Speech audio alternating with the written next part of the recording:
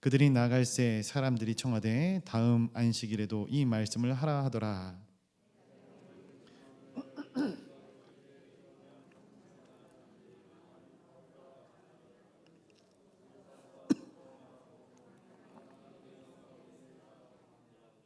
그 다음 안식일에는 온 시민이 거의 다 하나님의 말씀을 듣고자 하여 모이니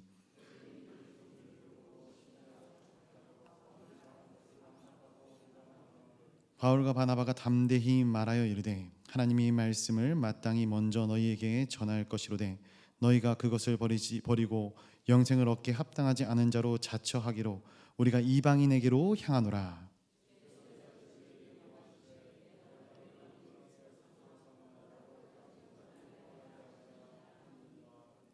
이방인들이 듣고 기뻐하여 하나님의 말씀을 찬송하며 영생을 주시기로 작정된 자는 다 믿더라. 이에 유대인들이 경건한 귀부인들과 그 신의 유력자들을 선동하여 바울과 바나바를 박해하게 하여 그 지역에서 쫓아내니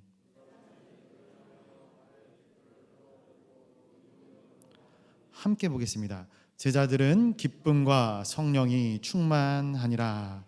아멘. 오늘도 거룩한 주님의 날 오후 예배의 자리로 모인 사랑하는 동강의 모든 성도님들을 주님의 이름으로 간절히 또 귀하게 축복합니다. 이 시간 살아서 역사하시는 하나님의 말씀, 지금도 우리 삶 가운데 역사하시는 그 하나님의 말씀을 깨닫고 또한 동행함을 자청하며 나아가는 하나님의 거룩한 백성들이 되시기를 간절히 소원합니다. 오늘 말씀의 제목을 말씀의 기적이라고 준비를 했는데 부제가 있습니다. 부제는 이렇게 정했습니다. 우린 지금 어디로 가나요? 삶의 나침반 성경. 별로인가요? 우선 이 말씀의 이해를 돕기 위해서 본문의 배경을 한번 살펴보고자 합니다. 사도행전을 크게 이제 두 부분으로 나눈다고 치면은 1장부터 12장까지가 이제 예루살렘을 중심으로 유대인들을 중심으로 한 복음의 전개가 그려지고 있죠. 그리고 오늘 우리가 본 이 사도행전 13장부터 이 마지막 장까지 안디옥 교회를 중심으로 유대인뿐만이 아니라 이방인들에게까지 이 복음이 확장되어지고 있는 것들을 보게 됩니다.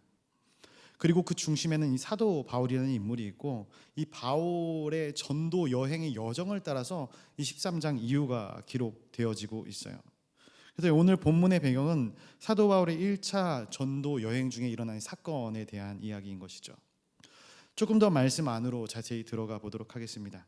사도행전 13장 13절의 말씀에 보니까 이렇게 기록하고 있어요. 바울과 및 동행하는 사람들이 바보에서 배 타고 밤빌리아에 있는 버가에 이르니 요한은 그들에게서 떠나 예루살렘으로 돌아가고. 지도 한번 보여주시겠습니까?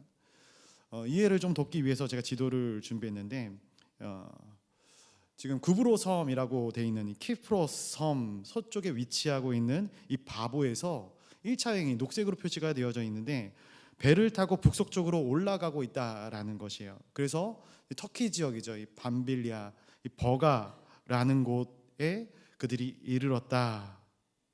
그런데 이 13절 말씀에 보면 두 가지 주목할 점이 있는데 첫 번째로는 이전까지 전도팀을 이끌던 이 전도팀의 리더가 바나바라는 인물이었어요. 바나바의 일행이라 이렇게 성경에서는 표시가 되고 있는데 이제는 바울과 및 동행하는 사람들이라라는 이 표현을 사용하고 있습니다. 이것은 사도행전 13장 이후에 이 사도행전을 써 내려가는 누가가 물론 이 말씀을 기록했지만 이 사도행전의 어떤 주인공적인 역할을 하는 성령님을 제외하고 인물로 따지자면은 이 사도 바울이 주도적인 역할을 감당하고 있다라는 것을 보여주고 있는 것이죠. 또 하나 두 번째로 이 말씀에서 주목할 만한 점은 조력자였던 이 마가 요한, 우리가 아는 마가라는 인물이 떠나게 된다라는 거예요. 물론 학자들이 말이 많지만 어떤 병에 걸렸는지 아니면은 삼촌이었던 바나바를 대신해서 이 사도 바울이 주도권을 잡았기 때문인지 모르겠지만 이 마가 요한이라는 사람이 전도팀을 떠나게 되고 그로 말미암아 바울의 2차 선교 여행 시에 이 바울과 바나바 사이에서 분쟁의 원인이 되는 것을 보게 됩니다. 물론 다 디테일하게 들어가 보면은 여기에도 다 하나님의 귀하신 뜻이 있는 것을 보게 되죠. 이어서 14절 말씀을 보게 되면은 그들은 버가에서 더 나아가 비시디아 안디옥, 이 버가보다 더 북쪽에 이르는 이 안디옥에 이르러서 안식일에 회당에 들어가 앉았다라고 기록하고 있어요. 버가는 아까 전에 보셨던 것처럼 해안 지방이죠. 그리고 이 안디옥은 내륙입니다. 그러니까 13절에서는 배를 타고 이동을 하고 있고요, 14절에서는 내륙으로 이동을 하고 있는 것이에요. 이러한 사도 바울의 이런 일련의 움직임들이 좀 눈에 보였으면 좋겠습니다. 이곳은 로마 식민지였는데 로마 퇴역 군인들이 주로 이주해서 로마의 법과 정치와 문화를 가지고 도시가 확대되어진 그곳이 바로 이 안디옥이죠. 그리고 그 한쪽에는 무엇이 있었냐면은 유대인 공동체가 있었어요. 그 유대인 공동체 안에는 무엇이 있었는가? 바로 회당이 있었다라는 것이죠. 그래서 오늘 본문 말씀에 보면은 안식일이 되어 그들이 회당에 들어갔다라고 기록을 하고 있는 모습을 보게 됩니다. 16절 말씀도 한번 제가 읽어보면 이렇게 기록이 되어 있습니다. 바울이 일어나 손짓하며 말하되 이스라엘 사람들과 및 하나님을 경외하는 사람들아 들으라. 회당장이 바울의 일행에게 강론을 요청하는 장면이 나오고, 그리고 16절에 보니까 바울이 일어나서 말씀을 선포하기 시작합니다. 여기도 우리가 두 가지 주목해 볼 만한 점이 있는데, 이곳에 모이는, 이 안식일의 회당에 모이는 두 부류가 있었다라는 거예요. 한 부류는 이스라엘 사람들, 즉 유대인들이고, 다른 한 부류는 하나님을 경외하는 경건한 이방인 헬라인들이 모였다라는 것이죠. 그리고 또 하나 주목할 만한 점은 유대인들이 회당에서 강론할 때는 랍비들은 주로 앉아서 강론을 합니다. 그러니까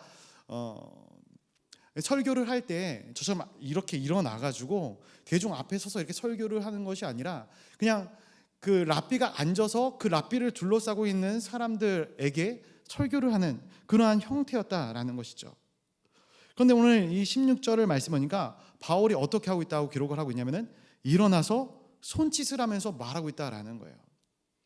이것은 어떠한 제스처냐면은 당시에 이 헬라에서 수사나 웅변학을 이제 많이 논쟁하던 그 시기이기 때문에 그러한 이 논쟁을 즐겨하던 사람들이 이제 자리에 일어서서 손짓과 발짓을 하면서 자신들의 의견을 피력하던 그러한 모습들을 그려내고 있는 것이죠.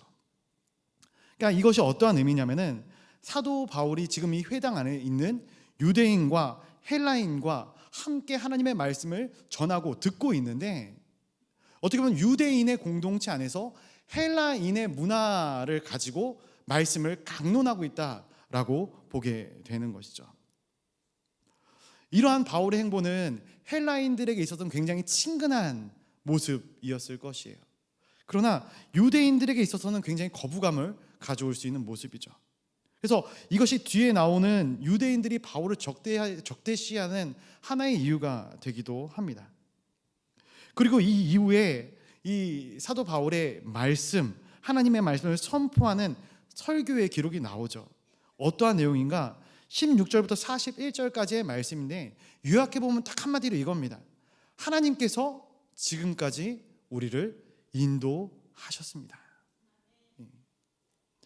이스라엘 역사를 쭉 나열합니다. 출애굽 시대, 사사 시대, 왕정 시대, 사울과 다윗을 열거합니다. 그리고 그 모든 역사의 끝자락에 하나님께서 우리에게 메시아를 보내주셨다라는 거예요.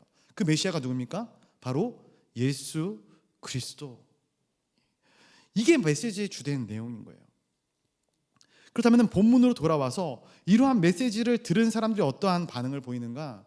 표면적으로 굉장히 좋은 반응을 보입니다. 42절의 말씀 한번 다시 같이 읽어보도록 하겠습니다. 42절입니다. 시작.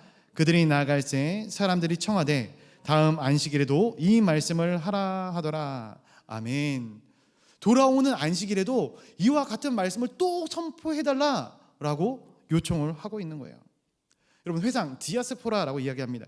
이 회당에서 통도들 가운데는 유대인도 있고 헬라인도 있다고 말씀을 드렸어요. 그런데 이 두 부류, 이 유대인과 헬라인에게 나타나는 공통적인 이 발언이 무엇이었냐면은 한 번 더 말씀을 전해달라라는 것이었어요. 그 말씀을 더 듣고 싶다라는 것이에요. 그렇다면 한번 생각해 보십시오. 그들이 지금까지 회당을 세워놓고 무수히 많은 예배를 드렸을 것이에요. 매주 안식일마다 회당에서 말씀을 듣는데 그날 메시지가 무엇이 특별했기에 또 하나님의 말씀을 다시 한 번 더 선포해달라 이렇게 부탁을 했을까요? 물론 살아 역사하시는 성령의 능력, 성령의 역사하심이다 라고 볼 수도 있습니다. 봅니다. 그러나 여기서 더 디테일하게 말씀을 놓고 보자면은 사도 바울이 전했던 메시지 가운데 그 답을 찾을 수 있어요. 38절과 39절의 말씀 제가 한번 읽어드리겠습니다. 그러므로 형제들아 너희가 알 것은 이 사람을 힘입어 죄의 사함을 너희에게 전하는 이것이며 또 모세의 율법으로 너희가 의롭다 하심을 얻지 못하던 모든 일에도 이 사람을 힘입어 믿는 자마다 의롭다 하심을 얻는 이것이라. 아멘. 이것이 무엇 같습니까? 이 말씀이 무슨 말씀 같습니까? 이건 복음의 정수예요. 복음의 정수. 굉장히 중요한 복음의 핵심의 메시지를 사도 바울이 전하고 있었다라는 것이에요. 그런데 이 말씀의 전개가 어디서 많이 들어본 전개인데 어디서 들었는가? 이 사도행전에 보면은 6장에 이 스데반 집사님 사건이 나오지 않습니까? 스데반의 설교가 지금 사도 바울이 전하는 메시지의 전개와 굉장히 유사합니다. 그런데 단 하나 결론에서는 좀 차이가 나는 거예요. 스데반의 설교의 결론은 예수를 죽인 것은 너희를 지은 죄 때문이다 라고 이야기를 합니다. 그리고 나서 사람들이 분개해서 이 스데반을 돌로 쳐 죽이죠. 그런데 스데반을 돌로 쳐 죽이던 그 자리에 누가 있었습니까? 사도 바울이 있었던 것이죠. 사도 바울은 여기에 더해서 더 한 가지 메시지를 전해요. 그것이 무엇이냐면은 여러분들은 예수 그리스도를 통해서 죄 용서함을 받을 수 있다라는 거예요. 그런데 여기서 굉장히 중요한 부분이 있어요. 이 사도 바울이 전하는 이 메시지는 유대인들이 당시에 품고 있었던 사상과는 굉장히 차이가 있는 사상이었어요. 이전에는 사람이 죽을 때마다 짐승의 피를 흘려야 했습니다. 그리고 지금도 우리가 짓고 있는 죄를 씻기 위해서는 제사를 드려야 되는 거예요. 하나님 앞에 피를 흘려야 된다는 두려움과 긴장감 가운데 살아가고 있다라는 거예요. 그런데 이제는 틀려. 지금부터는 틀려라고 말하고 있는 것이에요. 이제는 예수 그리스도의 은혜로, 예수 그리스도의 십자가의 은혜로 단번에 죄의 사함을 받을 수 있습니다. 이것을 사도 바울이 증거하고 있는 것이죠. 놀라운 복음의 메시지예요. 당시의 예배에 대한, 제사에 대한 패러다임을 완전히 바꾸고 있는 이 사도 바울의 발언인 것입니다. 또 한 가지, 모세의 율법으로는 사람들을 의롭게 할 수 없는데 예수님을 믿으면 누구나 의롭게 된다라는 거예요. 여러분, 유대인이나 이방인이나 율법이라는 것은 정말로 인간이 지키기 불가능한 것들을 이야기합니다. 사실상 불가능한 것들을 기준으로 제시하는 것 아닙니까? 우리 중에 십계명을 단 한 번도 하나도 어기지 않은 성도님들이 혹시 계신가요? 율법을 지키는 사실상 불가능합니다. 그래서 이 로마서 말씀에서 보면은 율법은 우리를 의롭게 해주는 것이 율법이 아니다 이야기해요. 그럼 율법의 역할이 무엇입니까? 무엇이 율법입니까? 율법은 우리의 죄를 깨닫게 해주는 것이 율법입니다. 이 율법을 통해서 우리가 얻을 수 있는 사상, 우리가 얻을 수 있는 생각은 이거예요. 아, 나는 이 율법의 기준을 맞출 수 없는 죄인이구나. 우리가 하나님 앞에 섰을 때, 이 율법을 기준으로 하나님 앞에 섰을 때 우리는 결코 사함을 받을 수 없는 죄인이구나. 죄의 심각성을 깨닫게 되는 것이죠. 그래서 모세의 율법으로는 사람을 의롭게 할 수 없어요.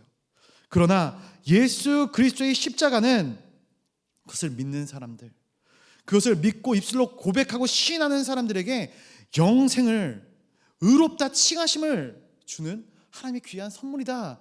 이것을 사도 바울이 선포하고 있는 것이죠. 이것이 이신득의, 이신칭의입니다. 믿음으로 의를 얻는다. 복음의 정수를 이야기하고 있는 거예요. 그런데 이것을 듣고 난 이방인들과 유대인들의 반응이 놀라워요. 마음 가운데 큰 감동이 일어납니다. 마음이 뜨거워지고 이 말씀을 내가 더 듣고 싶다 이야기하는 거예요. 이 말씀을 준비하면서 이 말씀을 묵상하면서 내가 과연 이 감동, 이 감격을 지금도 품고 있는가라는 생각을 해봅니다. 처음 예수 그리스도를 알았을 때, 인격적으로 예수 그리스도를 만나고 그 예수를 믿는다는 것에 대한 기쁨과 감사함을 누렸을 때에 얼마나 많은 눈물을 흘리고 얼마나 마음 가운데 큰 벅참이 있었는지 모르겠어요. 그런데 이것이 시간이 가고 시간이 흐르다 보니까 의미가 퇴색되어지고, 의미가 퇴색되어지는 건 아니죠. 제 삶 가운데, 우리의 삶 가운데 이 말씀이라는 것의 예배라는 부분에 대한 중요함들이 잊혀져 가고 있는 것을 보게 됩니다. 사랑하는 성도님들은 어떻습니까? 우리가 말씀을 들을 때, 성경을 읽을 때 우리의 마음이 뜨거워집니까? 우리의 심령이 살아나고 이 말씀을 조금 더 듣고 싶다, 이 말씀을 조금 더 읽고 싶다, 그러한 생각이 드시느냐 말입니다. 찬송가 205장 가사 가운데 이런 가사가 있어요. 주 예수 크신 사랑 늘 말해주시오. 평생에 듣던 말씀 또 들려주시오. 내가 매주 들었던 말씀이에요. 계속해서 같은 말씀이 반복되어지는 것 같아요. 그런데 그 말씀을 들을 때마다 내 마음이, 내 심령이 새로워지는 것이죠. 내 영혼의 고백인 것이에요. 찬송가 200장 가사 중에도 이런 말씀이 있어요. 이런 찬양의 가사가 있어요. 달고 오묘한 그 말씀. 그 후렴구 가운데 이렇게 하죠. 아름답고 귀한 말씀 생명샘이로다.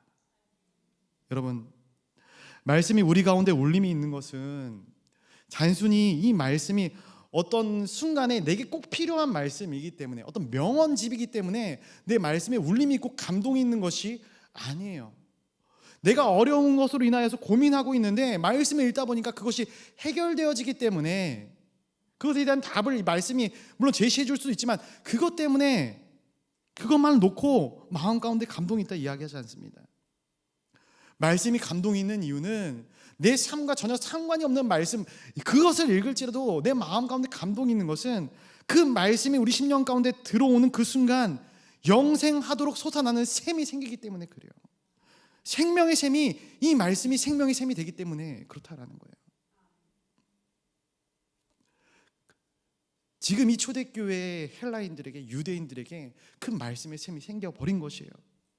그래서 43절 말씀을 보게 되면은 유대인들이, 그래서 경건한 헬라인들이 말씀을 끝난 후에도 이 사도 바울을 계속해서 따라오고 있는 거예요. 그리고 그들과 말씀을 더 나눈 후에 하나님의 은혜 가운데 계속 머물러 달라고 바울에게 요청하고 있는 것이죠. 그리고 바울도 권면하고 있는 것이죠. 이 말씀은 그날 이 말씀을 듣고 하나님 아버지 앞에, 예수 그리스도 앞에 회심했던 하나님의 거룩한 백성들이 생겼다라는 것이에요. 처음 복음을 전했는데 그 처음 복음을 듣고 예수 그리스도를 시인하는 거예요. 쉽지 않은 일이죠. 전도를 해보신 분들은 알겠지만 정말로 쉽지 않은 일이에요. 그리고 그러한 사람들에게 사도 바울이 여러분 앞으로도 이 신앙의 믿음 안에 계속 머물러 주십시오라고 권면하고 있는 것이죠. 그런데 사건이 여기서 끝나지 않습니다. 44절과 45절 말씀, 이 안식일에 대한, 그 다음 안식일에 대한 이야기가 나오는데 한번 같이 읽어보도록 하겠습니다. 44절과 45절입니다. 시작. 그 다음 안식일에는 온 시민이 거의 다 하나님의 말씀을 듣고자 하여 모이니 유대인들이 그 무리를 보고 시기가 가득하여 바울이 말한 것을 반박하고 비방하거늘. 아멘. 한 주의 은혜로운 집회로 끝난 것이 아니다라는 거예요. 그 다음 안식일에 누가 모였다고 합니까? 온 시민이 거의 다 말씀을 듣고자 모였다, 이렇게 기록하고 있어요. 물론 이 부분에 대한 학자들의 해석도 좀 갈리는 것 같아요. 과장된 해석이다. 어떻게 이 조그만한 회당 안에서 온 시민이 다, 그 도시 사람들이 다 모일 수 있겠느냐, 말이 안 된다는 것이죠. 보통 회당은 당시에 신전처럼 대규모로 짓지 않거든요. 딱 유대인들이 모일 수 있는 그 모임, 그 작은 공간이거든요. 그런데 이 사도행전을 누가 기록했냐면은 누가라는 사람이 기록합니다. 그리고 이 누가라는 사람은 굉장히 치밀한 사람이에요. 말씀에 허투루 말씀을, 과장되게 말씀을 증거하는 법이 없어요. 굉장히 치밀한 사람이에요. 섣부르게 온 시민이라는 표현을 쓰지 않았을 것 같습니다. 굉장히 많은 사람이 모인 것이죠. 회당 안으로, 회당 밖으로 인산인해를 이룰 정도로 많은 자들이 성전 안으로, 회당 안으로 몰려들고 있는 것입니다. 바울과 바나바도 예상하지 못했던 놀라운 복음의 말씀의 파급 효과가 일어나고 있는 것이에요. 그런데 이것을 곱게 보지 않는 시선도 존재합니다. 바로 유대인들의 마음이 어려워집니다. 사실 어떻게 보면은 이러한 효과, 이러한 파급력들은 바울이 잘해서 그런 것도 있겠지만 성령의 역사예요. 그리고 이것을 통해서 하나님의 말씀이 흥황하게 된 것이고 예수 그리스도의 역사가 나타나게 된 것입니다. 그럼에도 불구하고 유대인들의 마음은 불편해요. 불쾌해요.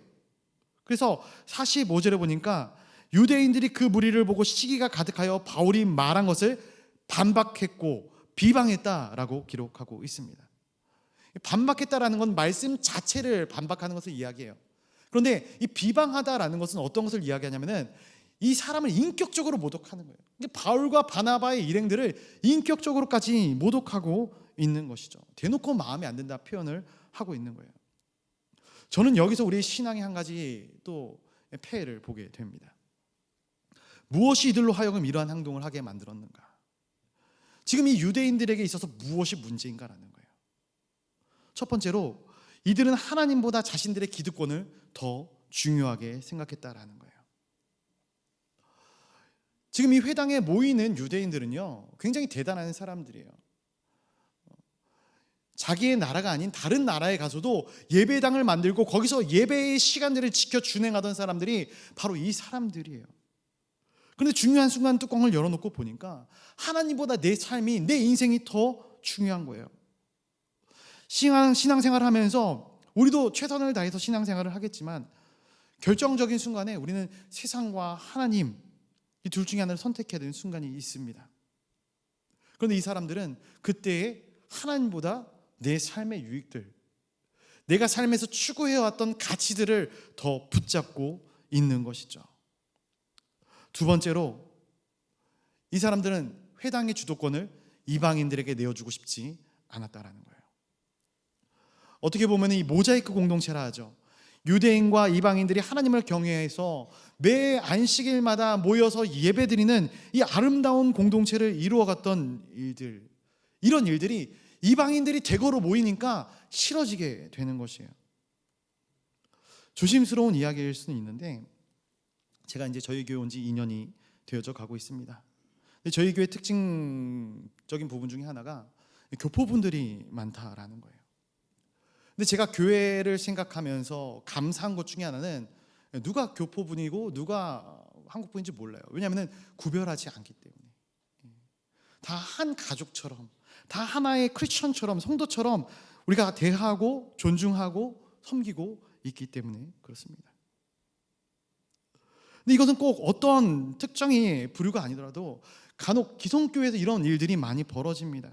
기득권 세력이 너무나도 강하게 박혀 있어서 새로 들어오시는 분들이 교회에 적응하지 못하고 교회를 떠나는 모습들을 보게 되는 것이에요. 지금 이 디아스포라, 이 회당 가운데 한두 명의 이방인들이 오는 것이 아니에요. 이방인들이 대거로 몰려 들어오게 되는 거예요. 그러다 보니까 원래 거기에 털을 잡고 있던 유대인들은 불편한 거예요. 우리의 삶의 터전인 이곳만큼은 빼앗기고 싶지 않다라는 것이죠. 사랑하는 성도 여러분, 하나님의 교회는 예수 그리스도의 복음으로 기적과 변화가 끊임없이 일어나는 공동체임을 믿습니다. 그리고 세상에서 해답을 찾지 못하는 자들이, 갈급하고 목마른 심령들이 물밀듯이 밀고 들어와야 되는 공동체가 이 교회라는 공동체예요. 교회는 건물이 아닙니다. 믿는 사람들의 모임이에요. 믿는 사람들의 모임. 그리고 이 공동체에 먼저 보내심을 받은 우리는 그들에게 예수 그리스도의 사랑의 본을 보여야 되는 것이 마땅한 것이죠.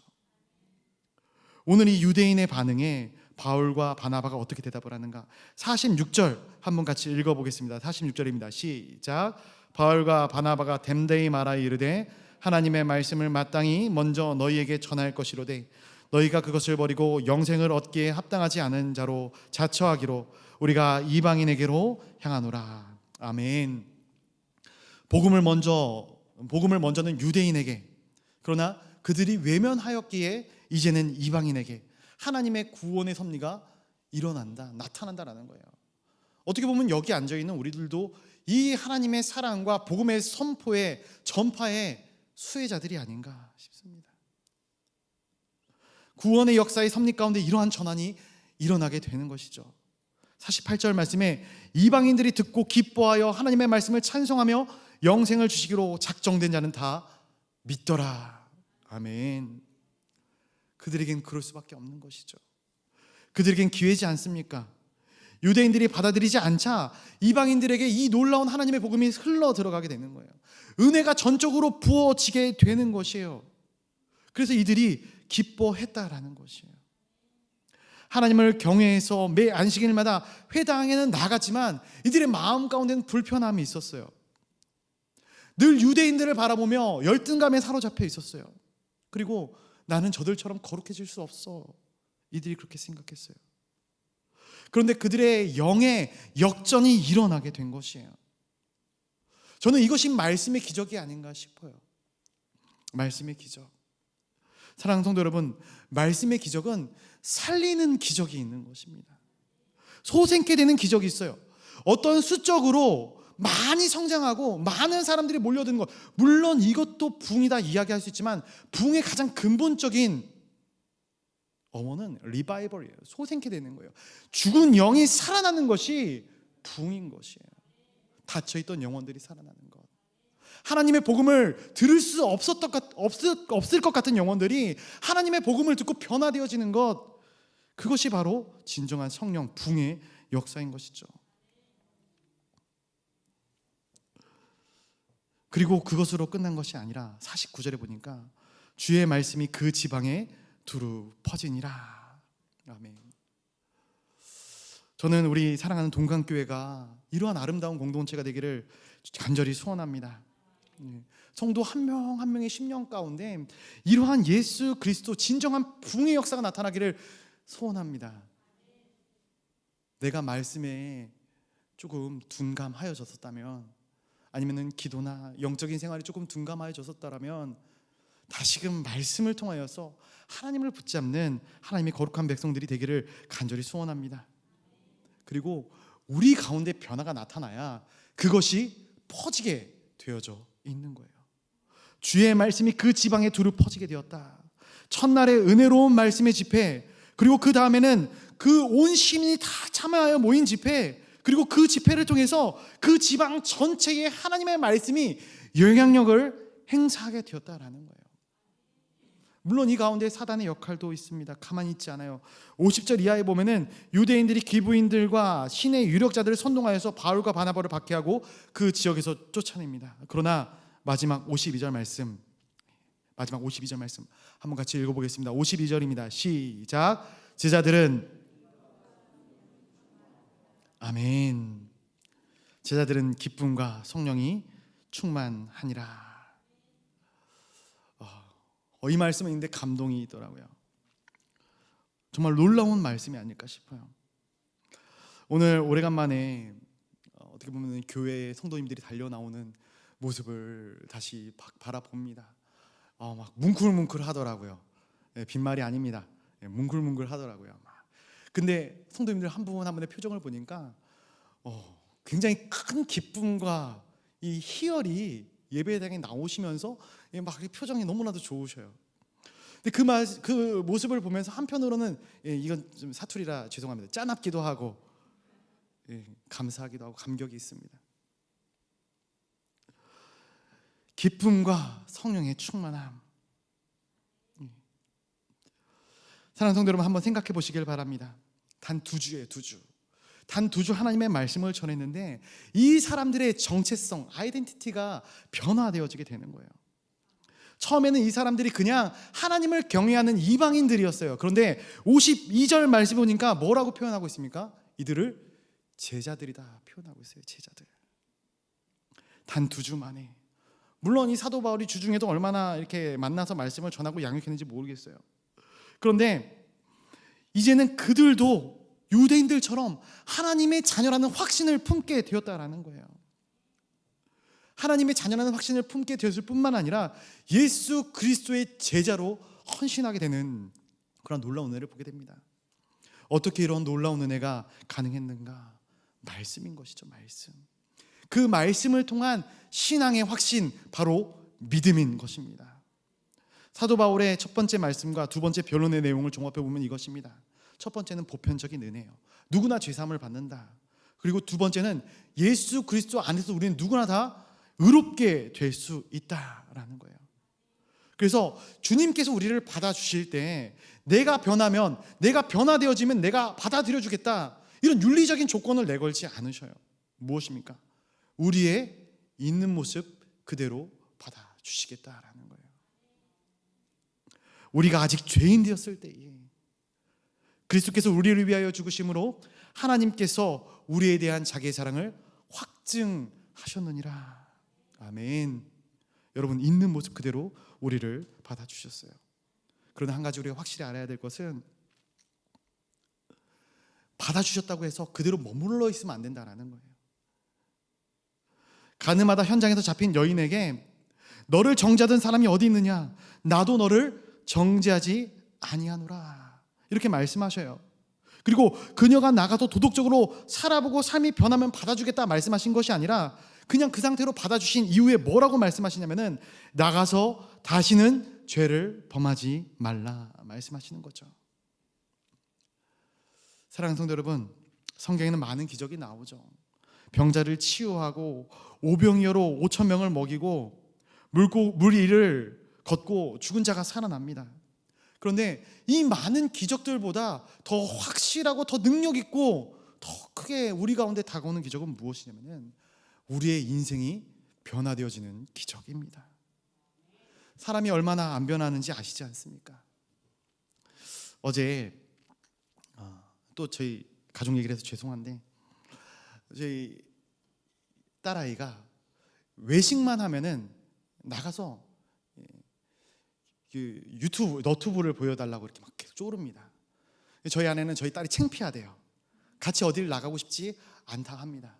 그래서 어저께도 이제 집에서 밥을 먹으려고 하는데 자기가 유튜브를 안 볼 테니까, 너튜브를 안 볼 테니까 꼭 나가서 외식을 하고 싶다고 딸이 얘기를 하더라고요. 부모의 심정이 그렇지 않습니까? 원하는 건 또 해주고 싶어서 확답을 받고 데리고 나가서 외식을 거의 문 닫을 시간에 했습니다. 아니나 다를까 밥을 한두 숟갈 떠먹더니 손이 슬금슬금 엄마 핸드폰으로 가더라고요. 아빠랑 대화하면서 밥을 먹어야지. 그럼에도 불구하고 핸드폰을 조용히 눈치를 보면서 자기 가슴으로 끌어다니는 딸아이의 모습을 보면서, 아, 내가 저렇구나, 내가 하나님 앞에서의 저 모습이구나 라는 것을 새삼 깨닫게 됩니다. 어린 아이의 1차원적인 이 인간의 본성이 저에게도 있더라고요. 그러나 저는 믿습니다. 연약한 우리에게도 하나님의 말씀의 영이 뿌리내게 된다면, 충만하여진다면 분명하게 변화되어질 줄로 믿습니다.